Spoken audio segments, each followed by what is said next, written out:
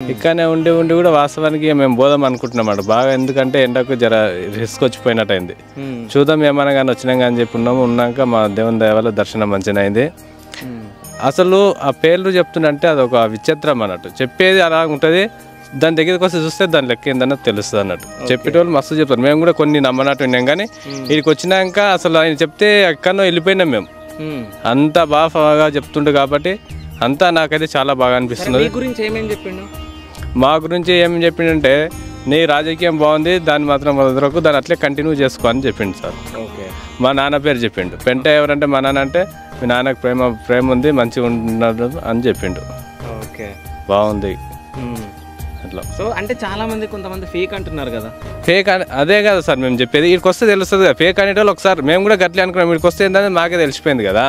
ఇప్పుడు మేమే ఎంతో మందికి మేమే దీని ఏమంటారు అడ్వర్టైజ్మెంట్ చేస్తాం అన్నట్టు. ఓకే, అంటే వీడికి వచ్చిన తర్వాత ఫెసిలిటీస్ ఎట్లున్నాయి అంటే, మీరు నిన్న వచ్చారు కదా. అవును. సో నైట్ నుంచి అంటే వాష్రూమ్స్ కానీ, ఇప్పుడు స్నానం చేయాలి మీరు మార్నింగ్, స్నానం చేయడానికి బాత్రూమ్స్ మంచిగా ఉన్నాయి, ఫుడ్ టెన్షన్ లేదు, కంటిన్యూ నడుస్తూనే ఉంది. ఇక్కడ అన్నిటికీ మంచిగా ఉంది సార్. స్నానాలకు కానీ ఏమైనా టోకెన్ అని ఏమైనా పైసలు కానీ టోకెన్ అనేది ఏం లేదు, ఎలాంటి ఏమంటే రికమెండేషన్ లేదు. అందరు పోయి ఇట్లా హాల్లో కానీ రూమ్లో కానీ కూర్చుంటారు, స్వామి వస్తాడు, వచ్చి ఎవరికి ఇష్టం వస్తే అలా చూసుకొని తీసుకొని పోతూనే ఉంటాడు, చెప్తూనే ఉంటాడు. ఇక ఆయన బయటకు వచ్చి అంతే అంతే సార్, ఆయన వచ్చి తీసుకొని పోతాడు అన్నట్టు. రికమెండేషన్ లేదు. ఇంకోటి ఇక్కడ తెలుగు, మాది తెలుగు, వాళ్ళకి తెలుగే రాదు అన్నట్టు. పక్కన ఇంకో వాళ్ళు ఉంటారు కాబట్టి తెలుగు వచ్చే వాళ్ళు చెప్తారు అన్నట్టు. తెలుగు రాదా? తెలుగు అంతా ఫస్ట్ రాదన్నట్టు.